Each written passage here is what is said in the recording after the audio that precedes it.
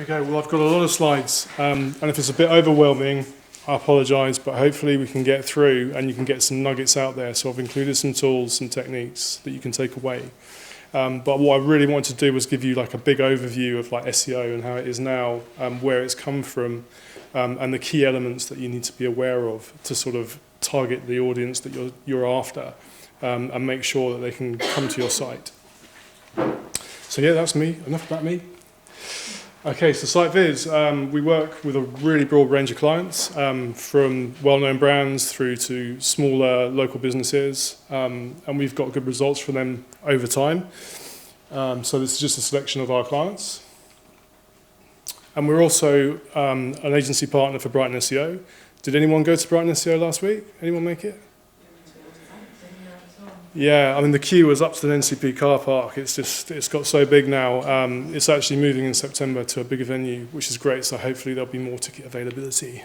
But yeah, it's an absolutely brilliant show. We also do a digital marketing podcast, and this is your first sort of free tip really. This podcast is aimed at digital marketers.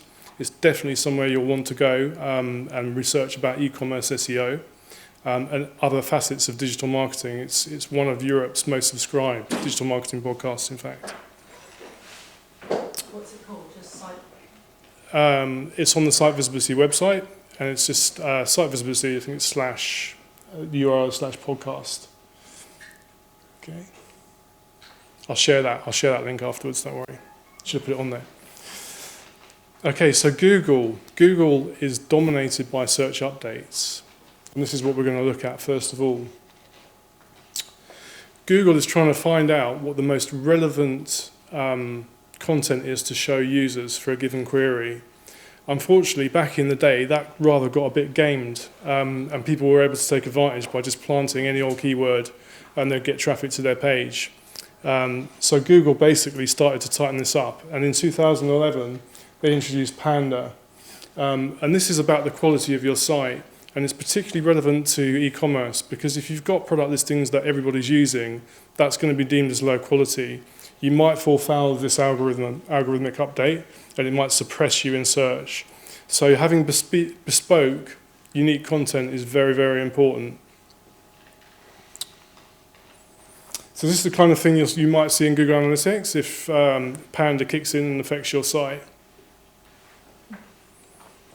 Big drop in traffic from organic search. Now, another tactic that SEOs used to use was to build links from all websites and create their own websites with links pointing to your website. This is because Google values links as a very strong indicator of importance, and it uses it in its algorithm. So they brought in Penguin effectively to try and find people that were doing spammy stuff or trying to manipulate the index and cheat. This has been gaining ever more strength and is now pretty much baked into the algorithm. So, make sure you're familiar with Google's webmaster practices. Don't buy links, paying for links or giving bloggers products, for example, for links is getting into a bit of a grey area now. So you need to be very careful about how you earn your links. And recently, mobile has become very important. So if your site is not mobile friendly, you're not going to benefit from the increased traffic as more and more people are using mobile for search. And the latest update, RankBrain, artificial intelligence is now also part of Google's algorithm. So they've got machine learning. As we type stuff in, the machine is learning from our interactivity in the search engine as to what is the most relevant result or what it should be showing us. And this is just happening. It's a very exciting time, very scary time in the same breath, I should say. Yeah, so recent examples of this is the intelligence behind that algorithmic update has been beating Go champions, beat the European champion recently. This is like hundreds of times more complicated than chess in terms of the possible moves. So this is quite a phenomenal kind of thing that's happening as AI is now coming into SEO, basically. And this is the former chief of Google's engineering department who is making way for the AI head to show you where things are going. So the ranking factors, what are the things we need to think about with our content to make sure that we can get some of this traffic? This is a recent piece of research from Moz, which effectively shows what professionals in the SEO industry think are the most significant things. And we can just break this down to 5 things. Links, as I described, links from other websites, links from social media, citations, any kind of link that's pointing to your website that is authentic, hasn't been gamed or bought, etc. Keywords, the language. While this is a factor that is actually reducing in importance because of abuse over time, it's still very important that you find out the keywords that users are typing in and that you make sure you map those keywords to your content. Not in a robotic fashion, but in a very natural, well-written way. And we'll come to that in the content section a bit later on. Engagement. At Brighton SEO, one of the speakers talked about how Google have been putting through patents lately that effectively monitor if you go in from a query in search and you go to a website and you come straight back out and go to another query, they wanted to know, the patent seemed to indicate that this was being baked into the algorithm as a ranking factor. So the guy ran some tests and they improved one of the pages, got some content writers in, increased the engagement, and lo and behold, yes, their ranking position improved. So engagement is now quite probably a ranking factor you need to be aware of. So having high quality content is ever more important than ever. Traffic, the levels of traffic you get, that's also an indicator of a good website. So trying to increase your traffic wherever you can is important. And your social signals as well. So being active on social can really help your ranking. So talking about rankings, how do you measure these things? We'll get to Search Console in a minute, but this is one tool. They often do like a 2-week promo where you can get like a trial of the tool. This is a great way for doing some competitor analysis. So whenever you're researching your content and who's ranking for it, you're going to want to know what your competitors are doing. And I suggest maybe having a list of your 10 competitors in organic search, go onto the search results, type in your queries, find out who's coming back, getting a 2-week trial and giving this a bash, collecting all that keywords into an Excel sheet, which you can then use later for comparison purposes and keyword mapping. Having an SEO framework is vitally important. So try and think about not just jumping into the latest tactics, but take a step back and try and get a broader strategy. Do a lot of research before you start just making changes and putting keywords on your site. And we'll go through this process in the talk. But effectively, we have a discovery section where we find out from sales, we talk to customers, we get as much information about the audience and what they're seeking and their traits before we even think about doing our keyword research. So that discovery stage is really important, and don't skip this. You know, I can't emphasize that when you're creating your content. Look at the content in your industry that is really attracting attention, that is unique, that's bespoke, that offers high engagement, stuff that you love. This is your focus. This is what you want to emulate. And as I said, finding your competitors in the organic search results is really important. We found that businesses come to us and they give us a list of what they think are their organic competitors. We go away and start typing in queries, and we find often that's actually not their organic competitors. They're more often their brick and mortar competitors. So it's really important that you dive into the search results and you start thinking like a user and typing the kind of questions that users would ask into that search box and seeing what comes back. So technical SEO, I know that Create is a platform that supports you, and I'm going to touch on just 3 things that are really important for technical SEO that I believe you should be aware of. The first one is duplicate content. E-commerce websites and CMSs can often create duplicate content. This can happen where you filter. For example, if you've got a dress in a different color, that can create very similar content or duplicate content from a different URL. The trouble is Google has to choose a URL to put in the search results, and if you have many copies of the same content, if you have the same content on many URLs, which one is it supposed to choose? So this can be a real issue. It can be also an issue if you've taken content from someone else and you've put it on your site, or in terms of e-commerce, if you've got product listings that are coming from another source and you're using those, that can be an issue as well because other people might have that content. This can cause real problems.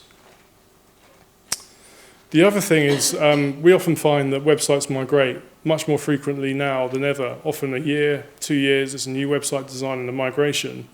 you want to make sure when you do this that you only use 301 redirects. 301 redirects pass strength from the old page to the new page. So if you change a URL, you only ever want to use 301 redirects to take users to that URL. And of course, if you don't use a 301 redirect, there's a good chance they're going to get a 404 page, a terrible user experience, and a waste of the link strength that you've harvested to your site.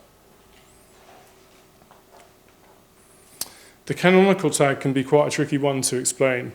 But effectively, this is a mechanism where you can manage duplicate content. If you've got multiple URLs with a single piece of content on your website, you can tell Google, this one page is the page that I want you to index. This is the one page that I want you to send all the link strength to support the ranking position. And to do that, you use a canonical tag. That's the example there. It's a link that goes in the source code of each page. So on to Google Search Console. This is a free tool. Any website owner can get it. If you've got Google Analytics access already, you can effectively use Google Analytics to add your site to Search Console. And this is an absolute goldmine of information from Google themselves about the technical health and the search queries that your site's getting.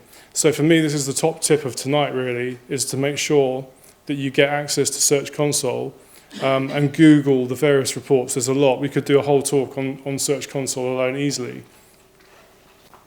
The most important bit for me is the message set area. So if you've done something wrong or there's something going on your site, Google can actually message you and tell you that, hey, there's a problem, or potentially we've applied a penalty to your site. That can happen sometimes. So you get messages, which is really, really useful.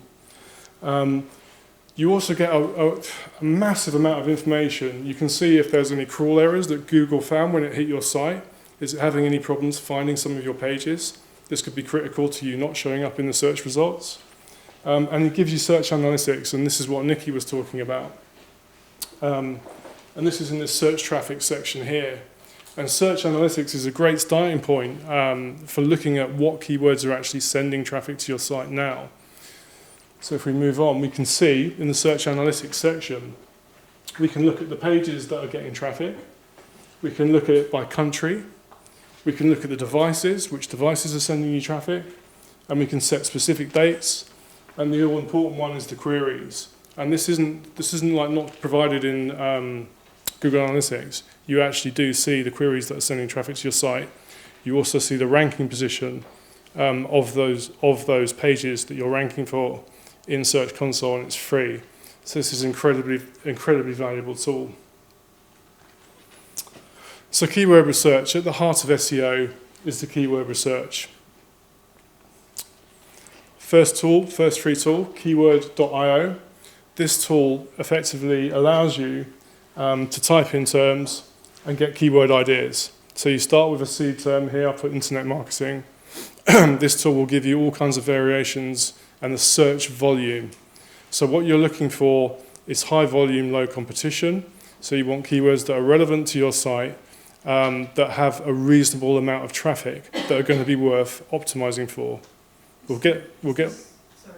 Yeah. This isn't a Google tool. No, this isn't Google. So you put this above the Google keyword tool. I've got a few tools. This is one. We will tend to use several. We'll use paid tools. We'll use this. We'll use the next one, which I'm coming to. That's the Google tool. Yeah, the AdWords Planner. This will also give you keyword research. You can put keywords into it. It'll give you the volume. It will also show you seasonality, which is useful, especially in e-commerce if you've got seasonality and you've got certain peak sales times. You can see around a keyword if there's any seasonality, and that can be really critical to understand. Here's another free tool, Uber Suggest. I don't know if you've seen when you start typing in, Google suggests as you type. You guys familiar with that? So this tool just emulates that and allows you to export all that data. Fantastic, really great resource. So you know, ultimately we would be looking at using all kinds of different tools and exporting all that data and getting it into a spreadsheet. We would then think about the intent of the keywords, whether they're information, that people are looking for information, or whether they're looking to purchase. And we'd add a column and we would label those keywords. We might group them further if there's any localization. So they're looking for Brighton, green dresses. We might label them as local search terms, all to inform our sort of mapping to our content a bit later on down the track. This is a great tool. Answer the public. This allows you to basically put in a term and it will show you different questions that people might be asking. Brilliant for content creation. So if you're not the creative type and you want some content creation ideas, get onto this tool. And you can see here it's how, are, where, which. I've put in gifts here. How is gift giving different from bribery? How corporate gift giving can be ethical. Do you see where I'm coming from? So if you're stuck for content ideas, as well as mining keywords and thinking about your personas and your user profiles, this is just a fantastic tool. We'll share the deck because there's quite a few links throughout the slides that you can click on if you want to sort of explore that a bit further. Competitor analysis, I touched on this. We have our own tools from, we get this data in from all kinds of different tools. And what we'll first do is have a look at the market share. And here we're looking at construction sector. And we had a client who wanted to know, okay, my 10 competitors, where am I? You know, where am I in between these competitors? Who's the strongest one? Where do I lie? And we took a whole load of keywords with a whole load of search volume, and we looked at which competitor, how many of those keywords they had in the top 20 to give us an indication of their strength. And here we can clearly see the leader once we've got the data in and we've run some analysis. So this is all important to know. You know, can you beat the competitors? Is it a battle you can win, or is it a battle you'll never win? So this is an important part of your research. You're going to want to know this before you start investing your time and your energy and potentially even some money into SEO. What we then do, we can see all the competitors across the top here, and we can see all their ranking positions, and we've got all the URLs as well that they're ranking for. What we're looking here for, this is called like gap analysis.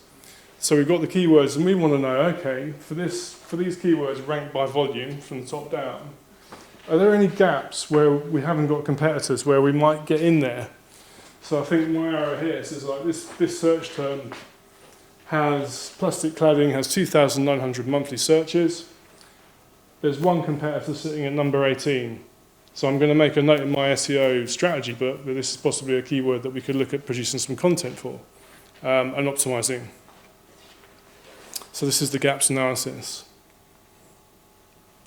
We then do this whole kind of technical audit dashboard where we've reviewed the site and we found all the different problems and the percentages of those problems. And typically this is all different SEO technical stuff. I'm not going to go too much into this slide, but we'll present this to the client and we'll also present this with a fix list of these are the most important things you need to fix. Don't worry too much about this. Okay, so content marketing. SEO now is very much about content and user experience. So when you understand the search terms that are driving people to your site, once they get there, you want to make sure that you're basically giving them a great experience and the information they need. Otherwise, they'll be banging straight back out and you won't be getting good engagement. Users rule, this is so true. Like at Brighton SEO, all the conversations I've been really interested in have been around if you nail your user experience, you are sort of doing 50% plus of your SEO. And I think that's really true. You just cannot spend enough time getting to know your customers. You know, if you solve your customer pain points, you're going to do a big effort towards your SEO. So understanding their user intent, you know, what are they looking for when they come to you from those search queries? What are you offering them? If you map that to them rather than put your sort of business earnings at the forefront, you're definitely going to start winning more traffic.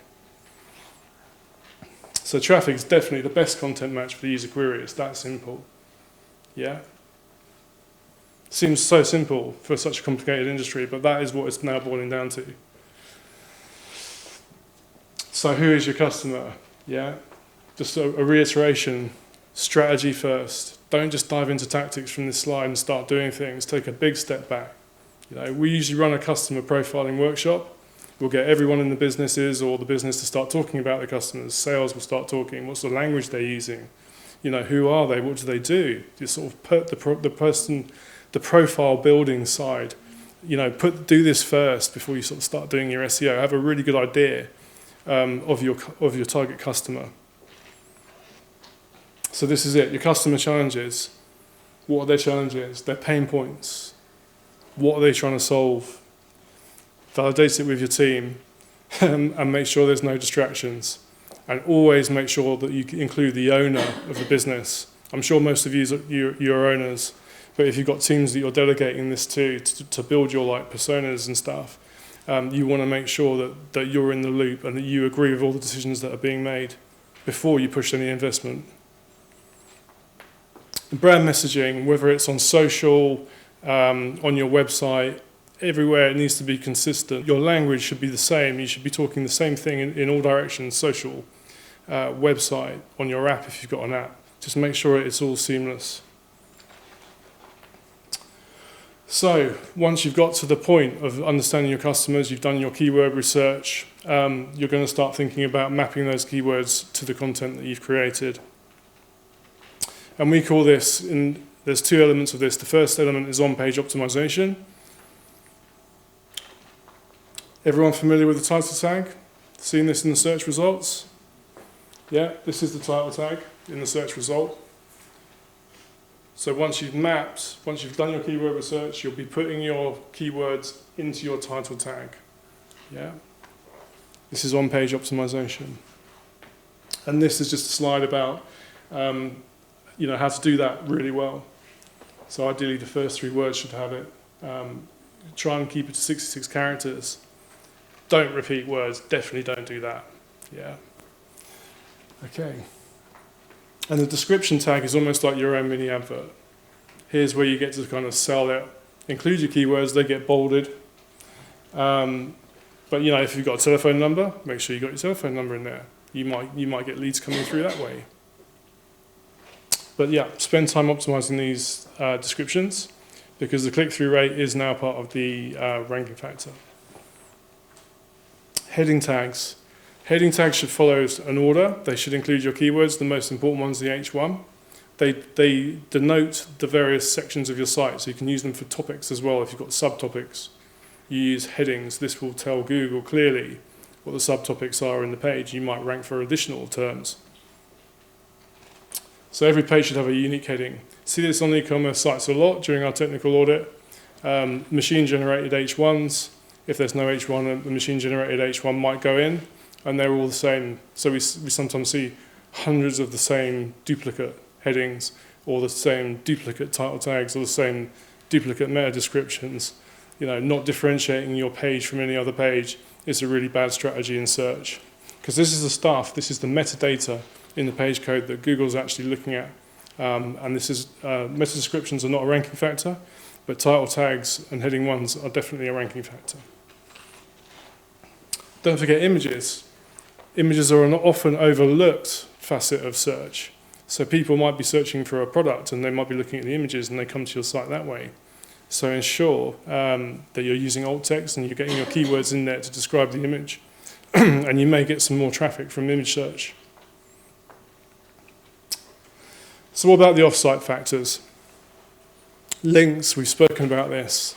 I think Google Webmaster Tools now lists about 24 illegal link building practices that if they find you doing it, you're going to get in trouble, or they'll reduce your ability to rank, or you could get a manual penalty. So familiarize yourself with what's okay and what's not okay. Just Google Webmaster Tools link guidelines, and you'll get what's okay and what's not okay.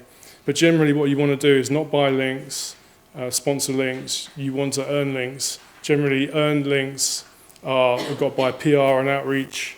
Nowadays, PR is very much a big part of SEO. The main media sites, getting links in there. If you're a small player, it's often worth thinking, I'm not going to be able to rank for that position, but might you be able to get some exposure in the site that is ranking number 1 for that keyword position, i.e. be featured on that site and get traffic that way. So think beyond yourself is a good strategy to take if you're small and you've got no chance of ranking for very competitive terms. Social media. Everyone's in social media these days. We often hear that it doesn't convert very well, but you definitely want to be there. And this is a good way of getting additional traffic to your site You'll see Twitter come up in search results often. So you can get some real estate space in the search results if you're in social media by occupying Twitter positions and other social sites which are listed for search queries. And the off-site measurement piece, you definitely want to be measuring what you're doing. So start off, look at the URLs you've got and the links that they've got.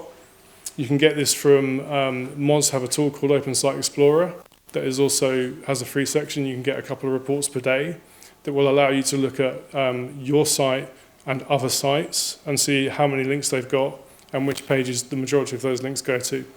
So that can be very useful to find out what is the top content. The top content will normally have a lot of links. So looking at your competitors and working out which pages they got lots of links for also tells you which of their pages are doing really well.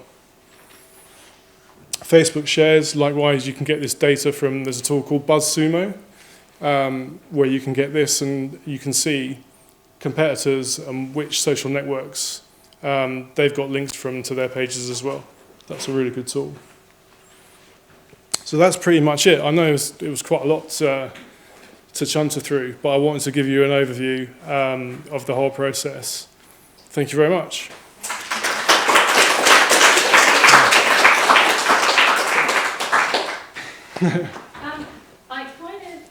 The H1, H2, H3, I just Yeah. got completely lost. I actually didn't know what that was about. Okay, so let's go back. Heading tags.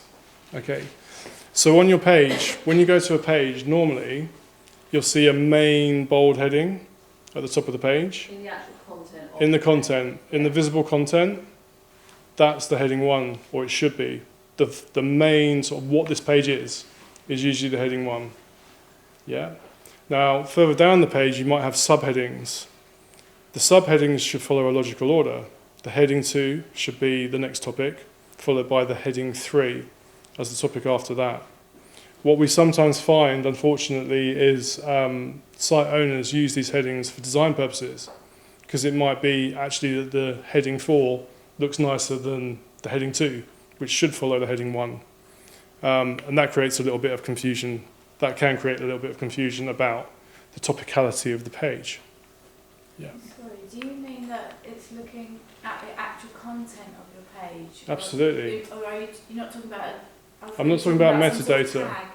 No, Like when so you say tag, I thought you meant this invisible tag. so this stuff, just to recap, this stuff Yes. is not visible on the page. You may see it in some browsers at the top. The browser may show the title tag if you look carefully in the tab. Yeah, but generally this stuff is not visible in the Right, actual that's what I on-page. thought. So the title tag is the invisible bit. Correct. Right. Yeah. So the heading, when you said heading tag, you actually meant The the H1. heading, Yeah. The the heading. actual headings. The headings. Yeah. How does Google know it's a heading? Because in the HTML code it'll be marked up in an angle bracket like that, H1, Oh. and then the text, Okay. and then a closing bracket Okay. /H1. Okay. Yeah. The title is marked up a bracket, title, Yeah. and then the title, but it's not usually visible on the page. Title tag. It's called metadata.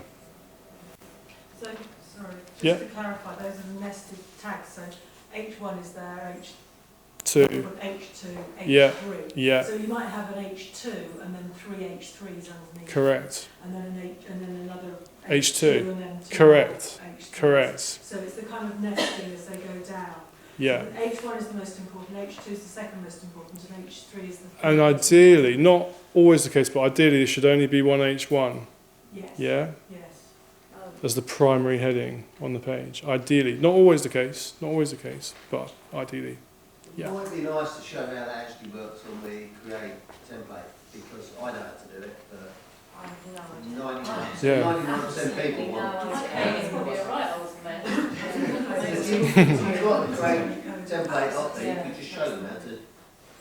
Yeah. I think it's I would say, what a heading 1 looks like and what a heading 2 looks like. yeah, would help as well, even if it was something like the green dress and the pink socks, you know, Yeah. anything that gives you a visual Yeah. of what a heading 1 and a heading 2 looks like to Sure. somebody who has no idea about code, which is me. Yeah. You know, to Yeah. have a visual Yeah. that explains what H1 I'll add that in. H2. Thank you. Yeah, I'll add that in. Can I just pick up on that note? Yeah. With CSS, you can style an H1 to look like anything. So it could look like any Tiny and site. your H2 could be huge. Yeah. But that would be a silly thing to Yeah. do. Yeah, of course, you want some sort of visual hierarchy when you're looking down the text. Trust me, this is the problem that people get confused with the design and aesthetics of the text versus the actual purpose of the tag. The design should follow what the purpose is supposed to do as well. Well, is it for layout, or is it you know for meaningfulness of the content? And really, it's for the meaningfulness of the content. It's not designed to be used for layout purposes. But CSS, being CSS and a great resource where you can tinker and change, can create problems, especially for less savvy editors who are just not aware of this. But bear in mind, your heading tags are a fairly low factor, but you've probably gathered that SEO is a combination of multiple things coming together. A great book, by the way, to get started with SEO is SEO An Hour a Day. You can find that on Amazon. It's a bestseller. It's been a bestseller for years and years. I picked up my copy in 2009. They keep republishing, updating it. I dare say it won't keep pace with where things are at now, but it will give you a really good kind of like flow. And I think that's a great strategy for SEO, like an hour every day, if you can do that, even half an hour every day, because it's something you need to keep going at. It's like a long marathon race. It's not a sprint. Yeah. What was the book called? SEO An Hour a Day. Yeah. You mentioned the benefit of social media links. Mm. You talked about Twitter. Yeah. Would you say Twitter is the best one for the Well, quality of the we know that quality of the links? Google kind of integrated Twitter into search, so we know that one's a definite. Okay. That's good to get coverage. I'm quite keen on videos as well. Yeah. I mean, 53 times more likely to see a video than a post or an image. Which is Yeah. great. so YouTube again, YouTube. We didn't talk about, there's a thing called rich snippets, which is like metadata again. I don't know if the platform supports rich snippets. It's in products, Okay. blog posts, and in various other So, areas at the time. Yeah. If you have a rich snippet, say you're selling a product, you could potentially, it's not guaranteed, but if you have this metadata in your product, you could get a small image. Yeah? Or you've seen these like with videos as well. And we know that these kind of results get much higher click-through. Another example is ratings. That gets me every time when I'm online shopping. If I see a search result that's got ratings, stars, yeah, it's just psychological. My brain just goes, yeah, that's got human reviews, or I'm clicking that above one that doesn't have it. So consider. I don't know how well the platform supports it, but rich snippets is something that you can Google as well. And you can actually apply it within Search Console. You can actually set those up within Search Console. Amazing. The rich snippet, Yeah. rich snippet icon, does it appear, where does it appear? So it's metadata. It's derived from what's called schema. And schema is a metadata language of describing things to robots. Like Google is effectively a robot, right? To say, it's a robot. It's going to be, yeah, it is a robot. So, if you've got these things, metadata is like a language of languages. This is a computer language that the crawler understands better, more explicitly than English language, right? So if you've got that markup, that code, saying this is a X product that's got a schema for it, then it immediately has the context of what it is it's looking at. Yeah. So this can be beneficial in sort of two ways, not just for the user experience and your click-through rates, but in terms of Google definitely knows what this search result is about, what my page is about, what this product is about, what this product is in computer speak. Yeah. Any more questions? Yeah. As the URL is so important, the SEO, is it possible within the create thing to change the URL address? Because quite often it comes up with long-winded and then product number for or whatever. Oh, okay, dangerous territory, right? So you remember I talked about the 301 redirects? Mm. The thing to remember about a 301 redirect is if you change the URL and you presume you've used 301 redirects to redirect users to the changed page, you lose link strength. Okay, we reckon you lose about 15% of the link strength, the power to rank effectively, when you add each 301 redirect. But isn't it more important to have a specific, No, the the URL correct keywords in URL is not actually a really high ranking factor. No. So for the sake of aesthetics, if I had a page that had a lot of page strength going to it and a lot of links, I wouldn't change it just to sort of make it look nicer. I would only consider changing a URL if I was migrating a site and we had a better architecture in mind that was going to flow more strength to the page. Only then, yeah. So only during a migration. Okay, because it's like the other thing that happens is when you change things, you might find you get ranking fluctuation. So your rankings might start to go up and down when you make changes to a page, especially like a URL, as Google tries to work out what's going on. Yeah. So it's kind of like when we're doing migrations, we try and gauge just how much is changing, and we try and tell clients that where possible, limit the changes if you can. Because the more that changes, the harder it is for us to diagnose which change has lost you traffic or rankings. So migrations are perilous. If you are thinking of changing your URL structures, moving to another design or moving to another, potentially another platform, be aware they are risky. They are very risky. We refer to it as open heart surgery in SEO speak. Moving a website. Yeah. Okay. Any more questions? Even from host to host? Yeah, if you're changing URL structures and stuff. Yeah. So if you have a redesigned website, and you just say, right, we're scrapping them, we're scrapping our hosts, we're going to do a brand new website. Yeah. You basically start from the beginning again.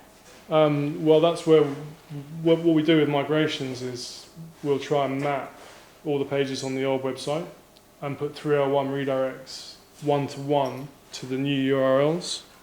Yeah, so we're trying to channel that strength that you've got into the new site. Yeah, but depending on what else has changed or if there's other technical issues with your new structure, and invariably there are, and we're having this conversation, won't we? Is technical SEO going to die? Is SEO going to die? We have this all the time. But, What's the answer, is it? no.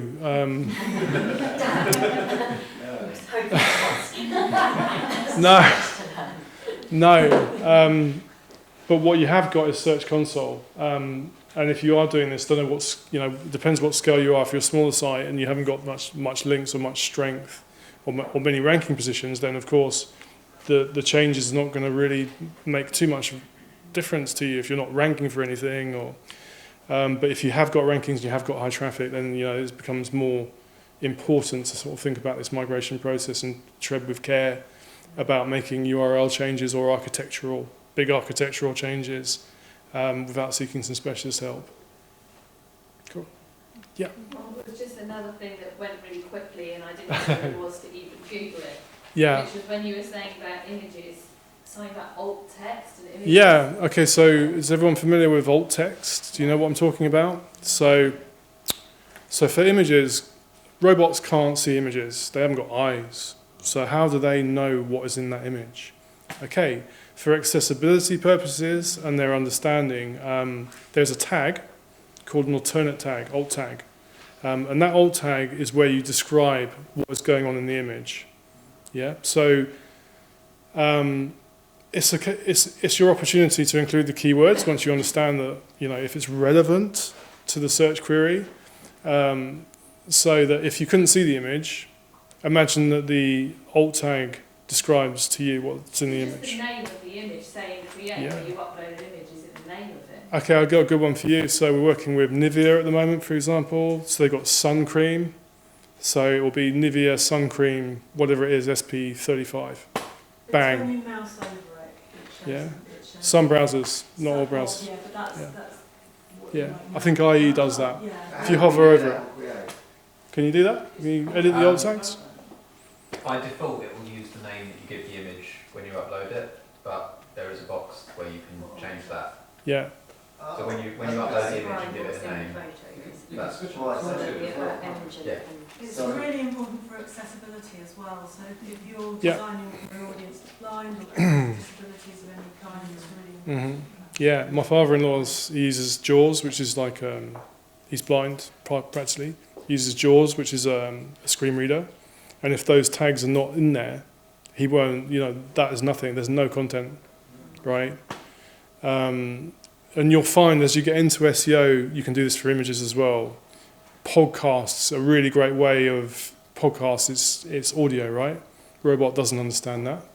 What you can do is you can get a transcription done. You see Moz. Everyone heard of Whiteboard Friday? Okay, so one resource you guys have to check regularly is Moz's Whiteboard Friday. This is like every Friday they do, they'll pick a different area of SEO and they'll do a video and a talk through explaining all about that area of SEO. And what they also do is they create a transcription. So that's text of the audio transcribed into text and then put on the page, because they know that the search engine will crawl that, doesn't understand the video, but it does understand that transcription. On And the actual page, visible. you'll see it, yeah. Go onto Moz, if you look at the white, you'll see there's a transcription button, and that content is in the page. Yeah. So that is, you can imagine I've taught for half an hour how many words, how many different things have been mentioned. So it's keywordage again. This is what search engines understand is words. So from that transcription, it can derive, what has been recorded or spoken about. It's amazing. So what's this, Moz?